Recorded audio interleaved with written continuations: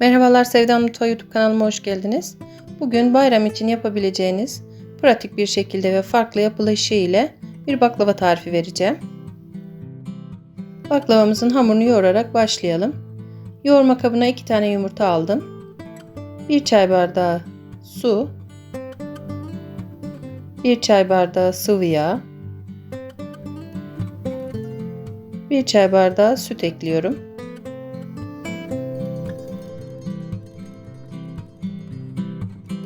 1 paket kabartma tozu ekliyorum. 2 yemek kaşığı sirke ekliyorum. Ve malzemeleri çırpma teliyle güzelce karıştırıyorum.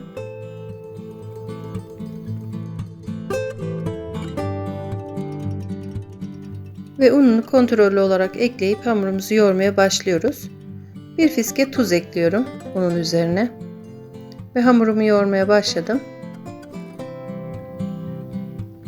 Hamurumuz yumuşak bir hamur olacak arkadaşlar. Sert yoğurursanız açmakta zorlanırsınız. Bu yüzden yavaş yavaş ekleyerek yumuşak bir hamur elde edene kadar yoğuralım.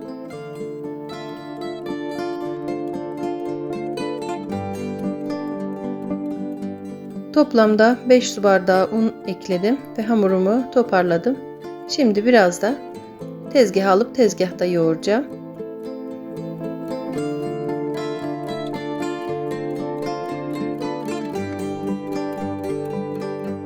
Yoğurma işlemini bitirdim ve hamurumu eşit şekilde keserek bezelere ayıracağım. Toplamda 25 beze yaptım arkadaşlar. Hamurumu 25 eşit parçaya bölüyorum.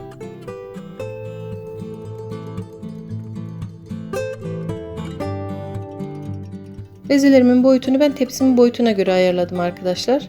Eğer daha büyük ölçüde bir tepside yapacaksanız baklavanızı, bezelerinizi biraz daha küçültebilirsiniz. Şimdi yaptığım bezelerin alt kısmını nişastaya batırıyorum ve bir tepsinin içerisine alıyorum. Üzerini kapatıp dinlenmesi için buzdolabında bekleteceğim. Dinlendirdiğim hamurlarımı şimdi buzdolabından çıkardım ve oda ısısına gelene kadar beklettim ve açmaya başlayacağım. Hamurumu bir gece önceden yoğurmuştum arkadaşlar. Bir gece buzdolabında dinlendirdim. Ne kadar çok dinlenirse o kadar kolay açılıyor çünkü. Vaktiniz varsa siz de o şekilde yapabilirsiniz. Şimdi bezelerimi üçer üçer açacağım arkadaşlar. Üçünü birlikte açacağım. Tek tek açmayacağım.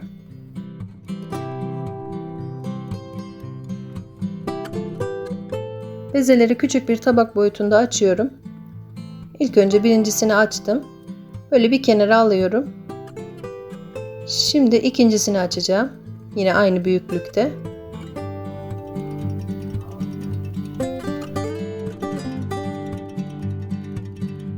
Üç tane bezeyi bu şekilde açıp üst üste koyduktan sonra birlikte açacağım.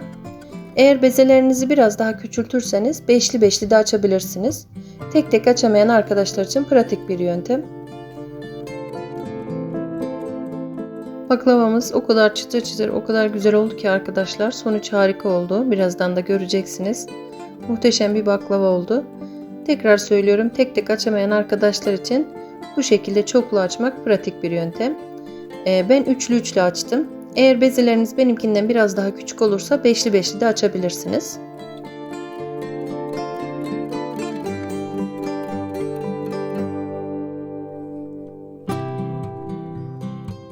Ve şimdi yufkamı büyüteceğim.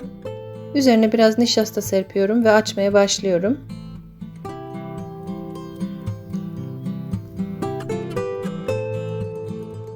Hamurlarımı çok güzel dinlendirdiğim için gayet güzel bir şekilde açılıyor bakın.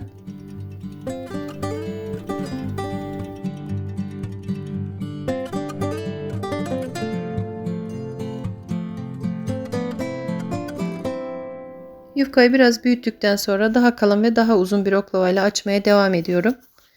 Gayet güzel bir şekilde ve kolay bir şekilde açıldı arkadaşlar. Açması da çok zevkli gerçekten. Ben birkaç tane farklı hamurdan baklava yapıyorum. Bu kabartma tozlu olan. Diğer hamurlarımda kabartma tozu yoktu arkadaşlar. Çok soran olmuştu. Bu sefer bu şekilde yapmak istedim. Yufkayı açarken nişastası azaldığı için hafiften nişasta serpiyorum ve tekrar açmaya devam ediyorum.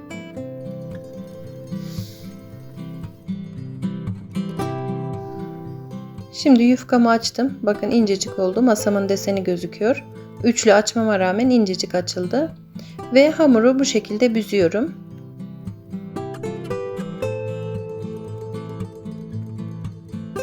Büzdüğüm yufkayı tekrar açarak tepsiye seriyorum arkadaşlar. Büzmemizin sebebi yufkalarımızı üçlü açtığımız için ara katlarının daha kolay açılmasını sağlıyor. Ve aynı zamanda baklavamızın şekli de çok güzel oluyor.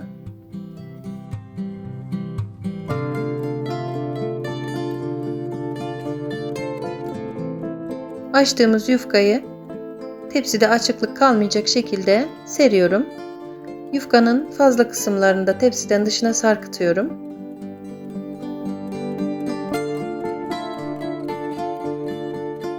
Ve tepsiden sarkan yufkanın fazlalıklarını bu şekilde oklava ile kesiyorum ve ara kat olarak tekrar tepsinin içerisine seriyorum.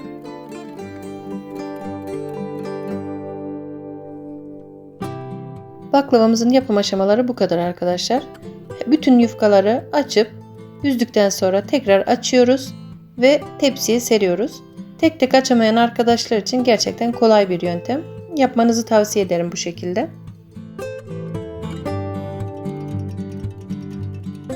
Şimdi ikinci üçlü yufkamı da önce küçük tabak büyüklüğünde açıyorum.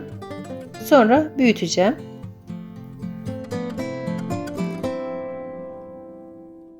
Görüntüsüyle ve açma şekliyle ve hamuruyla her zaman yaptığım baklavalardan farklı bir baklava oldu arkadaşlar. Ama gerçekten çok güzel, çıtır çıtır, çok lezzetli bir baklava oldu. Görüntüsü de muhteşem oldu gerçekten.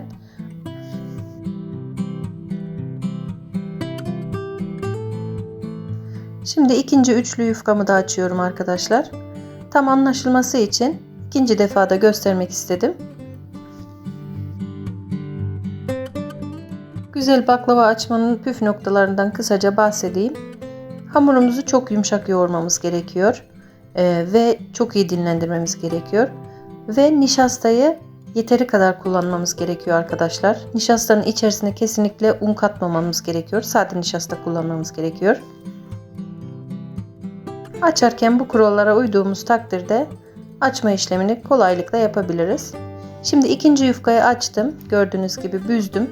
Ve onu da yine tepsiye seriyorum. Tepsiden artan kısımlarını da kesiyoruz yine. Serdikten sonra bu şekilde tepsiyi kapatana kadar açıyorum. Açmanızda bir problem yok arkadaşlar. Tepsinizi kapatana kadar yufkanızı açıp serebilirsiniz. Ve artan kısmını da bu şekilde içerisine tekrar ara kat olarak serelim.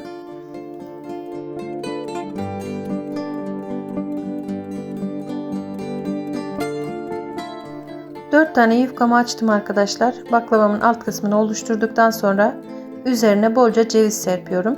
Cevizi tek kat olarak ekledim. 4 tane beze alta, 4 tane beze üstte olacak şekilde ayarladım. Şimdi cevizini bolca ekledikten sonra açtığım diğer yufkayla üst katlarını yapıyorum. Baklavamın üst katının yufkalarını da yine aynı şekilde açtım. Oklavada büzdüm ve bu şekilde tepsiye sererek baklavamın üst kısımlarını da hazırladım. Fazla kalan kısımlarını, artan kısımlarını da yine ara kat olarak aralarına serdim. Ve açma işlemini tamamladık. Şimdi baklavamı dilimliyorum. İstediğiniz şekilde dilimleyebilirsiniz.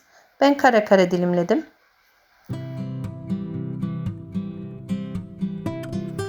Keserken elimizle çok bastırmayalım arkadaşlar. Yufkaları birbirine yapıştırmayalım.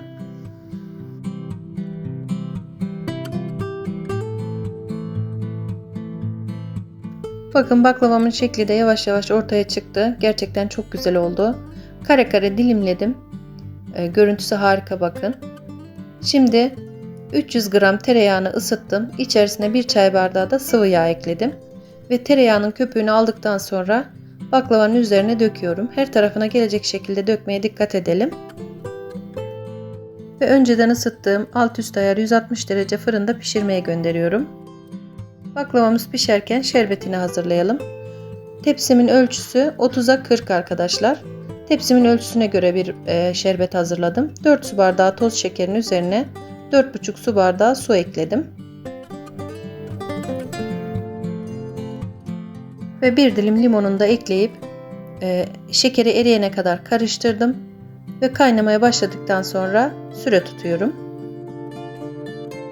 Tencerenin altını yüksek ateşe ayarladım.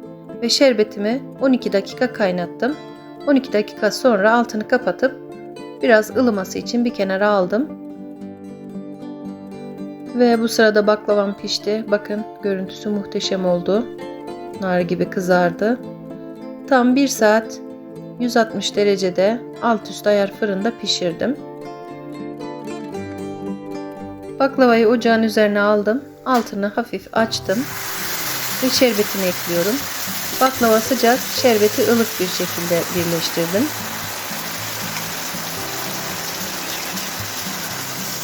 Baklavamın lezzeti, çıtırlığı, görüntüsü de gördüğünüz gibi muhteşem oldu.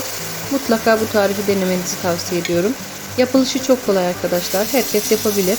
Tek tek açamayan arkadaşlar bu şekilde yapabilirsiniz baklavanızı. Ve ocağın altı açıkken bu şekilde şerbetini veriyorum arkadaşlar. Bu kaynamalar sayesinde baklavanın ara katlarına şerbet daha kolay giriyor. Şerbetin tamamını döktüm arkadaşlar. Tepsime tam yeterli geldi. Ve şerbeti döktükten sonra baklava şerbetini çekene kadar beklettim. Şu anda şerbetini çekti. Şimdi tabağa alarak sizlere içini de göstereceğim.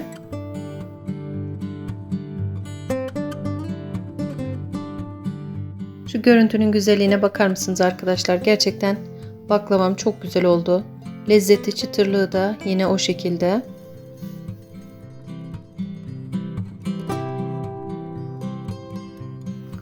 Şöyle şu dilimi de size yakından göstereyim. Bakın katlarını görebilirsiniz.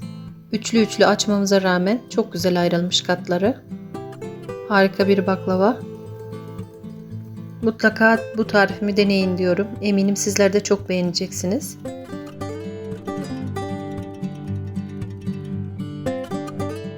Şöyle tabağa da yaklaştırayım. Yine ara katlarını da görebilirsiniz arkadaşlar. Hamur açmayı bilen bütün arkadaşlar bu tarifi yapabilirsiniz. Gerçekten yapılışı çok kolay.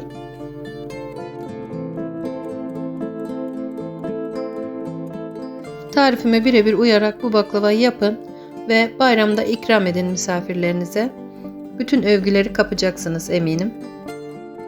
Ve bir tarifimin daha sonuna geldim arkadaşlar. Videolarımı izledikten sonra beğeni ve yorum bırakmayı unutmayın lütfen. Deneyecek olan herkese şimdiden kolay gelsin ve afiyet olsun diyorum.